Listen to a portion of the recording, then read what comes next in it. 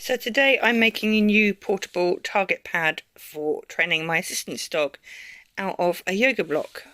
Now, we want something as dense as a yoga block so that when our dog stands on it, it doesn't compress completely under their feet. We like how light a yoga block is, and the size of a yoga block for small dogs is ideal. For very big dogs, however, not so much, because trying to get two paws side by side like that on it, or even worse, back feet on it, will make it very difficult for the dog to stand with good posture. So what I've done is I have marked the centre line all the way around of the yoga block, and I'm going to cut that in half as stage one of turning this into a portable. Having cut your yoga block in half, you now have two objects that look like this. You've cut them as smoothly as possible. A bread knife works quite well, or very carefully going around in circuits with a sharp, retractable style Stanley type craft knife thing will give you a smoother surface, but I used a bread knife to get through there. You can see where the Stanley knife has made a better job of it. I've laid them out as parallel as I can with a little even gap along the middle. I'm now going to take my duct tape and tape them back together again.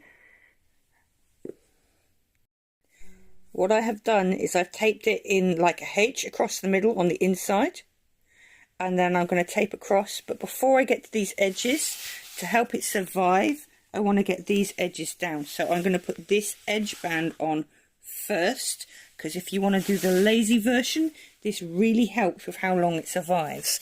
On the other side, I simply tape down the spine, so we now have our book.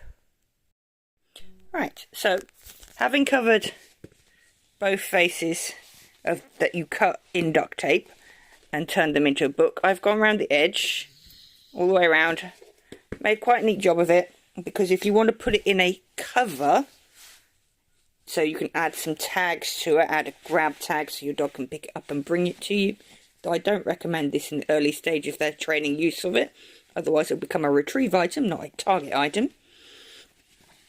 Then I would leave it at that. The only thing I'd say is take your time. The less wrinkles, the better. It's not going to be perfect. You can go back. You can use it like this. If you're going to use it without any cover on, I would leave this grippy block side uncovered on one side, because it doesn't slip as much as that. So that's slippy, that's that. The good bit about doing it like this is if your toenails do go through it or they take a bite out of it, it's just duct tape, add more.